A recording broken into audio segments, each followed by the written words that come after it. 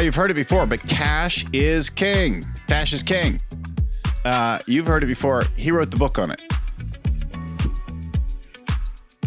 How do we get cash up in the business? God, I can't tell you how many nights over the years across different companies I worried about cash. The 3 a.m. cold sweats as you thought about paying a vendor, making payroll, or that kind of thing. That's the subject of our conversation today. How do we get it right and keep it right?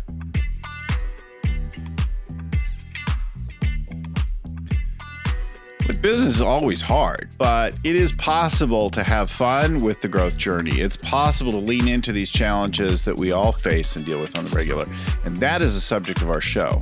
My name is Bill Gallagher, scaling coach and host of this Scaling Up Business podcast. Our show comes to you every week with an author, a guru, expert, a CEO, somebody who's talking about how do you grow your company. And we got things to share about both successes and failures. And I've got some very painful multi-million-dollar mistakes in the world of cash that I'll share as we talk today.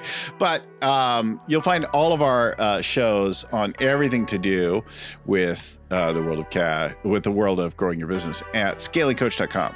We've also got a monthly workshop there to help you to look at your mindset around a particular challenge area and which tools to apply to get scaling up and get things going.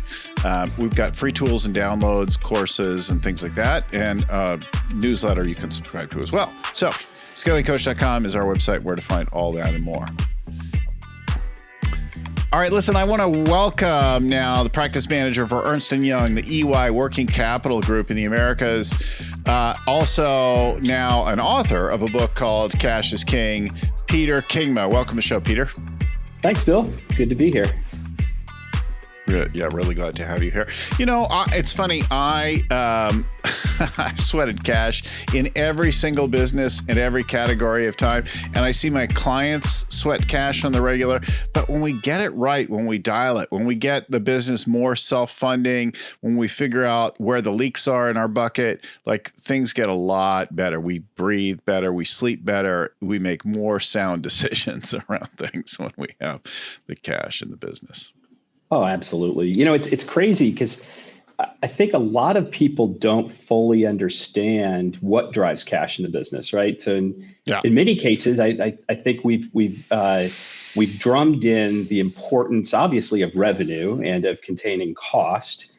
And most organizations, each individual kind of understands what their role is in both of those, but you know, there are countless decisions being made every day, and particularly if you talk, bigger, as it magnifies to bigger organizations, thousands of decisions being made every day that can positively or negatively influence cash, and most people don't know it.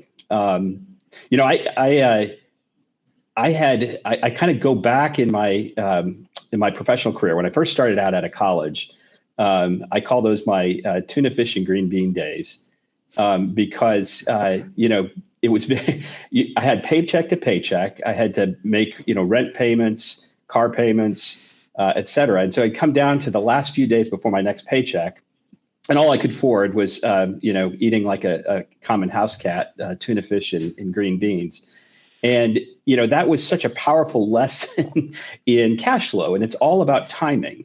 It's all about getting the receipts to come in parallel with when the disbursements have to go out. And so somehow in households, we kind of get it. And then we go and we get into business and we sort of forget some of those fundamental principles and get ourselves into binds, particularly around the timing of the cash flow. Yes. It's let's actually hold that for a second, because I can remember my CFO once telling me, we look at this. You had the most profitable year ever as a business. I'm like, fantastic. She's like, I need another $500,000 the next 2 weeks. I'm like, wow, wait a minute. I thought we had profit. She's like, yeah, no, it's in the warehouse. Like you have an inventory problem right now. And that was the least expensive of the challenges. Talk to me about, so you learned some personal lessons about cash and timing as you eat modestly as a young person, but how do you come to write this book? What is the life path that led you to this? Well, this is the work I've been doing for the past 20 years plus, and I work with, a wide variety of companies. So you're getting good at it now. Some are big, some are small, some are repeat clients. Yeah, and I guess it was that observation over the years that, that this is a seemingly simple topic, right? Collect faster, pay slower, and don't hold as much inventory. And, that's somehow still that seemingly simple concept trips an awful lot of people up. And so that's where, I set out to write this book. I have to tell you, the book is not a textbook. There are no graphs. There are no complicated calculations. I created a fictitious company, actually. And so every chapter is about the officers kind of solving the problems like you're talking about. In fact, the opening one is the CFO is telling the CEO that he thinks he's running a business making motors, but he's actually running a bank, and a bank that doesn't charge interest, no less. So make it up in volume. Yeah, he's loaning money out to their customers because the customers are paying slower, and that's sort of the wake up call. Back to your point is, they need the cash to stave off tough times, to invest back in the business, to take advantage of market opportunities. And so we kind of explore that through the story is, how does that all work? And then getting into the specifics then of, what do each individual, sort of player in the business, how do they contribute to that either negatively or positively? So it sounds a little Lencioni-like, right? That you've written a little bit of a cash parable. Is that right? Yeah. Yeah. Yeah. No, I wanted something that, I would want to read and that my family would want to read. Right. And, and I've been told many times I can bring a dinner party to a halt if I talk about what I do at work. So I wanted to find a way to make it, more engaging, and really, again, to get this sort of critical concept of managing cash flow, where everyone can kind of understand, all right, here's what we've got to do about it. It's funny. I had spent most of my career working in services companies in either tech or media services. And when I went into an inventory-based business and I took over as CEO, that was quite a rude awakening. And it's funny because I felt like I really understood profit and cash and that kind of thing. But when I had that profitable year and I was really short of cash, it was a huge wake-up call. And I'm like, wait a minute. So I can have profit, but I can have too much inventory tied up. And that was like a whole problem. But we see cash issues even with our services-based companies, especially companies that do like project work, whether it's construction or app development or whatever, and their timing of things is wrong. And so they're paying all their people out every 2 weeks or whatever, sometimes more often, right? And then they're getting paid like 180 days later after they deliver some big project. I'm like, so you just floated, $750,000 to that client. You were their bank. And construction is famously rob Peter to pay Paul kind of business, and it's very, very vital. And I think about so if you think about chasing sales, and we incent sales teams to go out and get the best deal, get the best sale. And then oftentimes what happens at the end of that conversation is then we get down to what the commercial terms are. So how much, how quickly are you going to pay me? Or what's the service level I've got to guarantee you for the material I'm going to send to you? And that's honestly often not baked into the conversation early enough to be able to come up with, sort of the economic rationale for why you made that decision. And if you kind of cascade that out and out, and, salespeople often also earn commissions, not on what is collected, but what is billed. And so now I have as a salesperson, I'm not going to go, sort of fight the extra fight to get a more favorable commercial term, nor am I going to get really involved in calling the customer up if they're slow in paying. And that stuff just cascades, and it becomes a real out of sync problem, and you end up eating tuna fish. And that some of those salespeople will discount the service or product until you're actually not making any money on anything. So you're not making money and you aren't collecting it, and the salesperson can still make a commission. If you could tie to collected margin, then you'd be in a different game with your salespeople.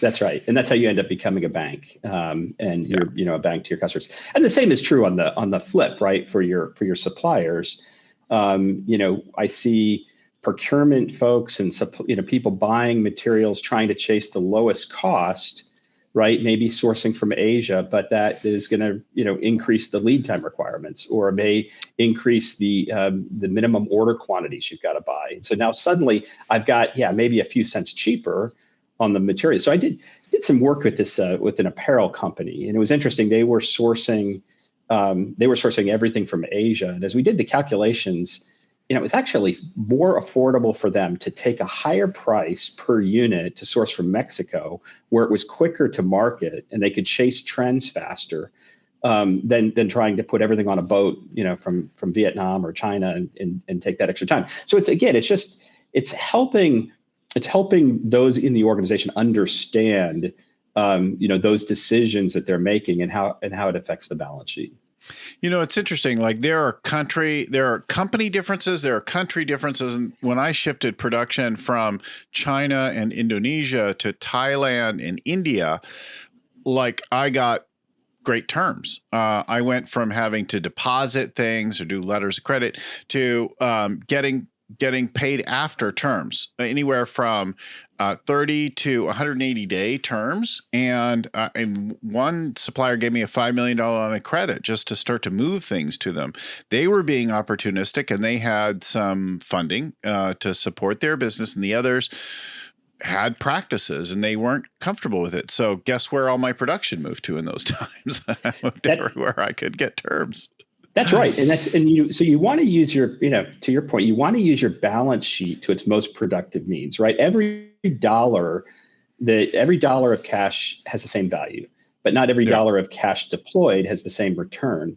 And so, if I've got all that, let's say I have, a bunch of inventory that's slow moving, it's the same cost as the stuff that moves fast. Or I have customers, to your point, maybe that I want to invest in. Maybe I'm going to extend them very favorable terms, and use my balance sheet to support that so I can win that business. But I want to do that selectively, right? I want to do that with the customers or the deals that make sense. And so we got to have the insight to be able to make those decisions. So let's tell some stories. You've got some great stories that we shared in preparation. So talk first about the denim company and what happened there. Yeah. So I had this conversation with the CFO of an apparel company, and he was saying, I've got 30 years of denim on hand. Now, I don't really think he probably had 30 years, but the dynamics they are in a market trying to chase, in particular, teen trends. So you can imagine how incredibly fickle that is. But they were also trying to source, from low-cost countries as well. And so and in this particular case, they had young merchants who were well-intentioned at chasing the trends, but making these decisions with very long ramifications. And so, way over ordering everything and not trusting forecasts, and chasing cheaper markets because they thought that's what they should do. And so they just end up then, after a couple of years, leasing more and more warehouses, frankly, to store all this denim, this material. And so what we did is we had to start from the basics, right? What are our forecasts, and it's okay sometimes to sell through those forecasts, right? And not to chase. We're going to chase the trend as far as we can chase. Yeah, be out. Miss a little bit. Miss a little bit every once in a while, because maybe that's the right thing to do. We also looked at everything like replenishment strategies among stores, so it's not all coming from a central DC. And then, like I said, sourcing through countries that are closer in markets, so we can get a faster churn. But it really took, it kind of takes the finance lead sometimes to bring this awareness of operational issues. It really took the CFO to say, hey, listen, we need the capital because we're trying to expand. They were trying to launch new brands. We need the capital to expand, yet it's tied up in all this slow moving inventory that's not going anywhere. And a recognition that the merchants and the individuals that are making these decisions just really didn't have the tools or the insight to make the sort of the proper trade-off decisions. It's interesting that you say that, educating from finance to other business management. And I was coaching a public services company, tech services business some years ago, and the company was public, and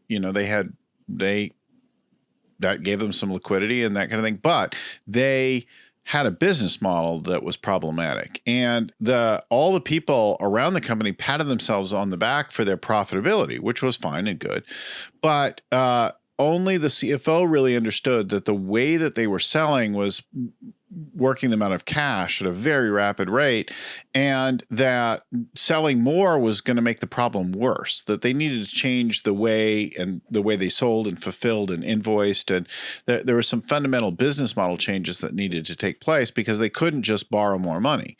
And that's a real interesting thing. And if the relationship is broken between or flawed in some way between the CFO and someone who understands that and the rest of the management team, and that message not getting across, people will pat themselves on the back while they sell you out of business. Because if you run out of cash, right, it's you don't pass, you don't advance. It's so it's true. Game over. In the book, I describe that as the importance of having a cash culture, a culture that fully understands the impact of the decisions, that fully appreciates the value of capital. I mean, I had it's kind of embarrassing to say, but I had some senior level executives of a pretty well-known company tell me that we're swimming in cash. We don't have a cash problem. Yeah, you look at the debt that they had and the cost of the debt service. It's like, well, if you may be churning over a good, your free cash flow is decent now, but look at the long-term effects and what you could be doing better with that cash and deploy. If you had more, deploy it to paying down that debt. So it's that cash culture really, sort of helping. Here, let me give you another example, Bill. That this was crazy. A senior finance exec of an insurance company was telling me that he doesn't think that many of his peers really understand how they make money. Insurance, the only way they make money is by investing the cash, right? So you want to collect you want to collect the cash, invest it, and then hopefully you make some money before you have to pay off the claims. And he said, we had these just crazy problems with either claims being paid too slowly and incurring penalties or prepaying claims ahead of the time. And it was a sort of a lazy atmosphere of not fully understanding that fundamentally an insurance company, all they do, the only reason they exist is to take that cash and to invest it. And senior executives not fully understanding that. So it's not a surprise that you get into manufacturing or other businesses that have been so focused on sales or product development. And don't get me wrong, they're very important. Those are critically important roles. As a California homeowner, many of us feel like the way the insurance companies are making money is by collecting fees forever and not wanting to pay. Fair enough. I think this understanding of the importance of using, making decisions that are also based on cash flow is critical. And as you point out, you can be a profitable company and go bankrupt. Look at the example of Chrysler. Great iconic company, that just could not weather the storms of the 1980s, and had to go, seek a bailout. And at the time they were one of the top 10 largest revenue producers in the country. So the history is full of examples of organizations that generate a lot of revenue, but that also struggle because of the cash flow issues. It's interesting. You mentioned companies like Chrysler. You mentioned companies like a large denim company you make. And we think about these kinds of big companies and surely they have people and they're smart and they don't make the same mistakes that the rest of us make.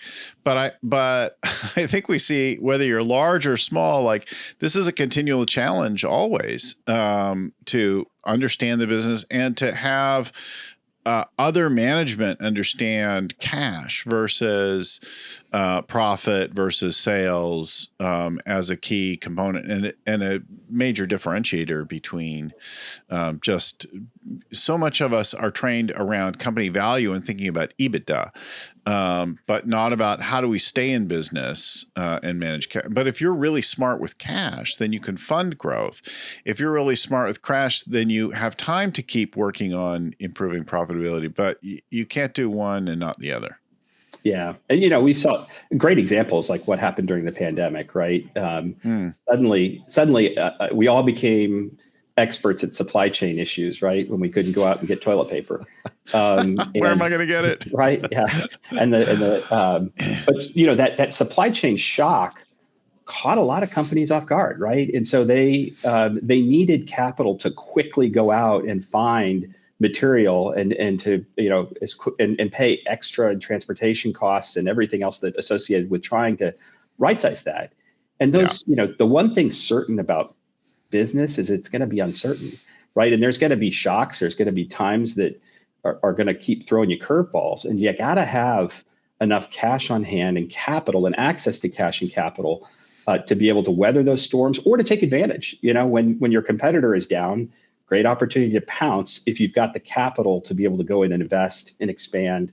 So you're right. And it can't just be, I mentioned that the CFO or finance exec can be a prodder in this conversation, but it can't be viewed as just, the treasurer or the CFO or the finance execs, that this is their domain, because all those decisions are being made by operations. Think about so many examples. I know you've got a couple more, but I think about the time when I made a mistake around some production and I bought years of goods I didn't need. And that cost me about $2 million. That isn't in my retirement money today. That would be nice to have in my retirement money, right? That's to an individual, that's a noticeable amount. That's right. Yeah. Yeah. And it really was about change in people, change in systems, time of change in sales, different products, and buying things that we shouldn't have bought, and lack of oversight and lack of control. And that really cost me. And also at a time when raw materials were skyrocketing. And you think about it, like if you could pay attention to and think about the cash as well as the profitability of the whole thing. Because we probably still own some of those goods in that company. Yeah. Some years later, right? 10 years later, those are still being sold off. I think I actually need to go check that. I should quote that right. But that noticeable kind of pain point that happens. And I had a coach or a mentor at the time. He said, listen, profit is an opinion. I'm like, oh, that was life altering. Cash is a fact. I love that. I'm going to steal that one. Thank you. It's pretty good, right? Terrific. Yeah. Profit is an opinion. Cash is a fact. And it was true because we might within, laws and accounting practices, even being kosher with things, we might push a profit down the road in order to reduce a tax liability or affect some funding or something like that in the near term, but eventually have to pay for it. And so that moment, like how you value things or where you record things, can make a big difference in the profit picture. But what you have in your bank and credit is a different amount. That's right. Let me get a little wonky with you for just a second. Yeah, please. And there's a concept in accounting called absorption costing, right? And so that's if you have an equipment asset, right? You want to try and absorb the cost of that over the life of the material that you're sort of producing, right? So you are actually incented in some cases, if you're just looking at EBITDA, you're incented to make long production runs and then to absorb the cost of that equipment in more material, right? So if I divide that by 100 units or by 1,000 units, I can absorb that over those units. And that has a real impact, accounting impact. But that might not be the right answer, right? Because you may end up with 1,000 units and you only really need 500 units, or you're only selling at 400 units.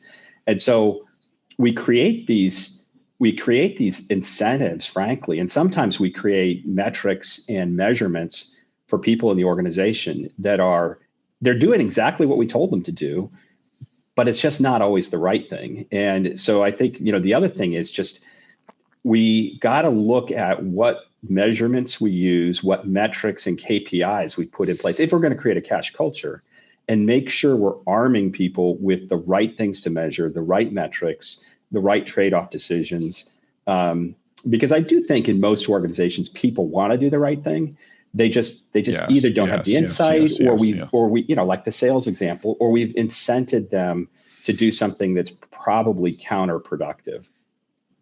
I would caution people, though, don't just add more KPIs because people just get overwhelmed with too many numbers. And most of us can't look at a sea of numbers and discern any information from it. It's overwhelming. So if you're going to add a different one, take something out, have focus on only a few critical numbers to drive the business, because you can get overwhelmed and then you don't know which one is more important and that kind of thing. That's the decision of CEO and CFO to think about, what does the team really need to look at? Completely agree. In fact, I talk about that as a chapter in the book on metrics. Is we measure way too many things. And we confuse the organization. So it's really getting down to distilling what are the right measurements for the right individuals and, to incent their behavior.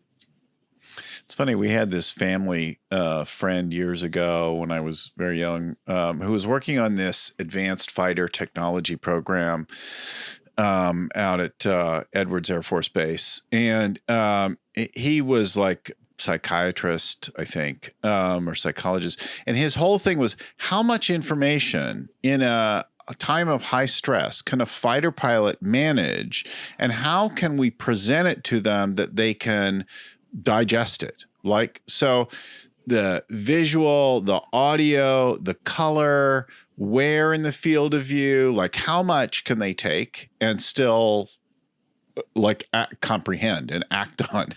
So fascinating bit. And he's like, look, we can only take so much, and even really trained people can only absorb so much, Absolutely. And let me go back to your bit about complexity, like in certain sectors. And we talked about construction, for example, and getting, the timeliness of billing.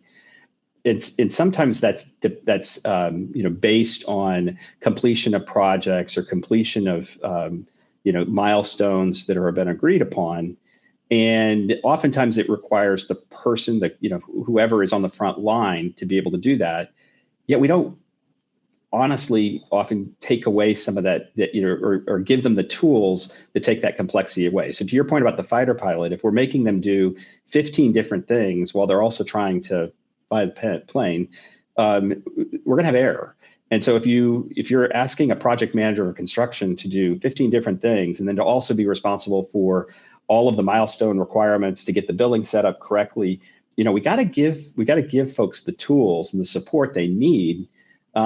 It's not hard. It's really not hard. It's not complicated, but it's really getting into the guts of the business and, challenging those assumptions of again, who has decision rights, how are they impacting, what are their roles, and what can we do to either automate or help them so that they don't have to make, it's a no-brainer. They don't have to make lots of decisions, but it just it's a part of the process of the business. It's interesting. Some years ago, I was working with a team, and the senior leadership worked with a process and logistics consultant expert and mapped out the business. And we're looking for opportunities to redesign things and the opportunity to bring in more technology or better technology in different places and that kind of thing. And then the consultant was like, well, let's bring in some more people around the company and add to this. We've got a picture. Let's see what they think about this.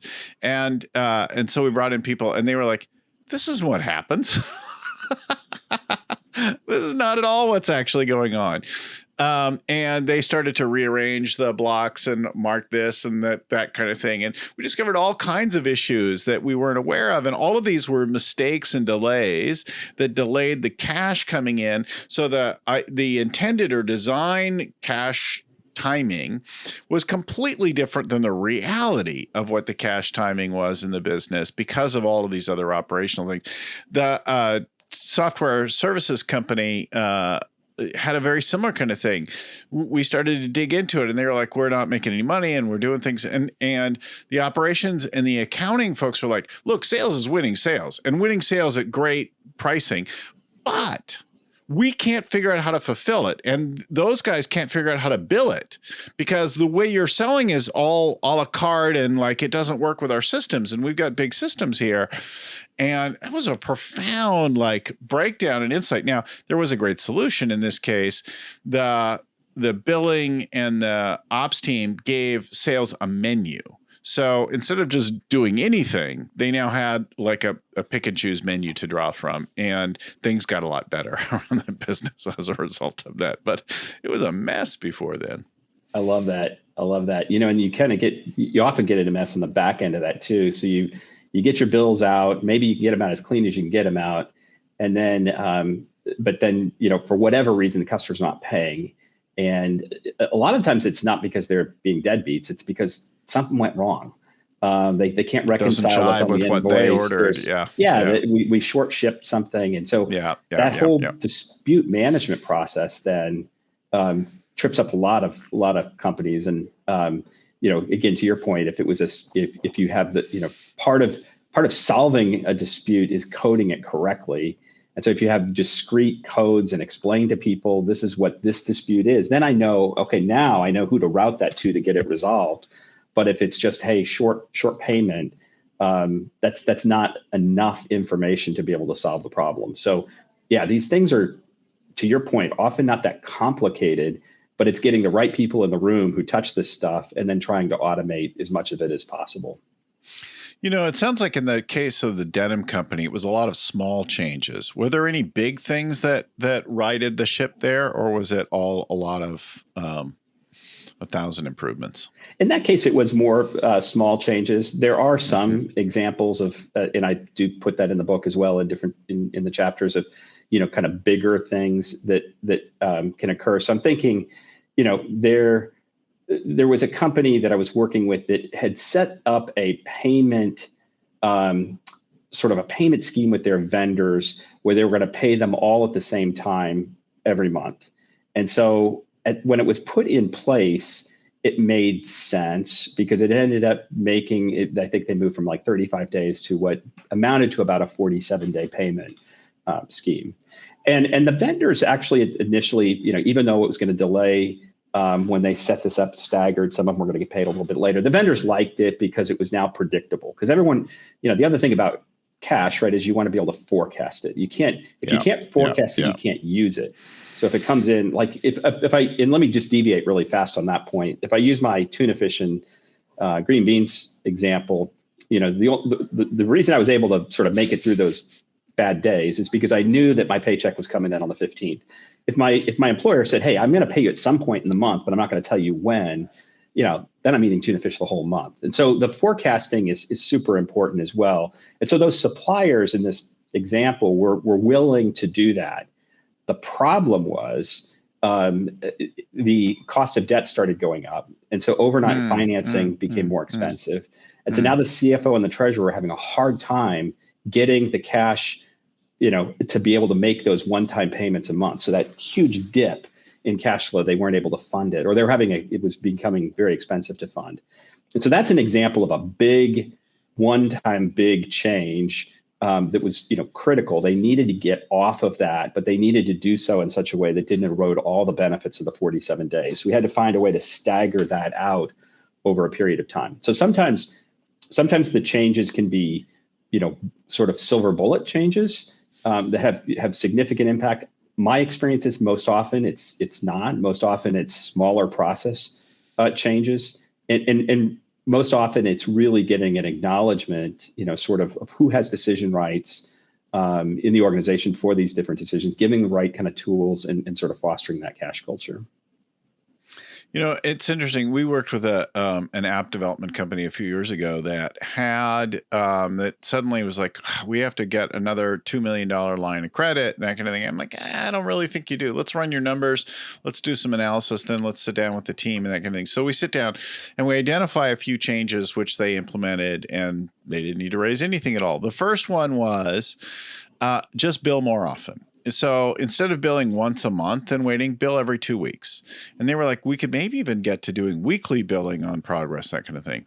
The next one was write contracts that were based on time, not milestones. So instead of saying we're going to bill this amount when we deliver this phase of the project, just say, no, we're going to bill this amount every 2 weeks, because that's when you're paying your people. So let's align the interests of that. And so that also paid off big. That required them to renegotiate with a few and to start changing and writing new contracts over it. And then the big one said, let's maybe stop selling cost plus contracts, cost plus markup, and let's start selling specific project deliverables. We'll get you that thing done for $500,000 or whatever it was, and in this time frame with this process. And we're gonna, and who knows what we're gonna spend on it, or you don't worry about that. You just know you're getting the project done. And they're like, yeah, that's not how our industry works. I'm like, just try it and see what the reaction is. Try it a couple times. And now I knew, because I ran a company just like that doing tech app development. And I know that the buyers just want predictable expense and predictable delivery. This whole cost plus thing actually makes them neurotic, right? And then they start second guessing how much you're paying your people and everything like that. So they did all those things, and the turnaround in the business was palpable. Like you could see and feel the peace of mind they had as they got it, because now not only were they getting paid differently, but the margins were their effective pricing and margins had improved greatly by going to project-based fees. Bill, you brought up something else I'd like to ask you a question on, when you're talking about that's not how it works in my industry. Have you seen that, like, people getting in the trap of thinking, well, I'll compare myself to peers, or I'll compare myself to this is the norm of the industry, and lulling themselves into believing that they're doing a good job?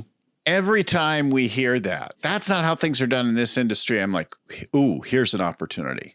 Every time, whether it's around an operational thing or what we're doing, how we're doing it, how we're pricing, everything, like doing things not the same is a key to profit and cash, I think. Yeah, and just not lulling yourself into comparing yourselves just to your peers, right? Because there's so many great practices outside of industries, and you could be the best performing peer in a really bad peer class. And not see the full potential. And all the time. A healthcare company a couple of years ago, actually fairly recent, and they're like, yeah, this is just the way it is in this industry. The turnover is kind of the way that it is, and it's really, really high. And I'm like, yeah, let's break that. Let's have some secret sauce. And they're like, yeah, we've been working on that for a while, but nothing's really working and that kind of thing. And we're like, well, let's change where you're looking, change where we're working. And in this case, we changed a focus on trying to keep people to figuring out who stays, and then finding more people like that. Instead of focusing on fixing the ones who leave, let's work on more of the ones who stay naturally. I love that you said healthcare. I just had a conversation a couple of weeks ago with a senior executive of a healthcare company, and she said, during COVID, there was so much shortage, so people started ordering lots of stuff, right? Yeah. But that just keeps continuing. And she said, what I don't need is to compare myself to other healthcare companies, because they all did the same thing. And so I don't need to know that, my inventory is a little bit lower than a peer.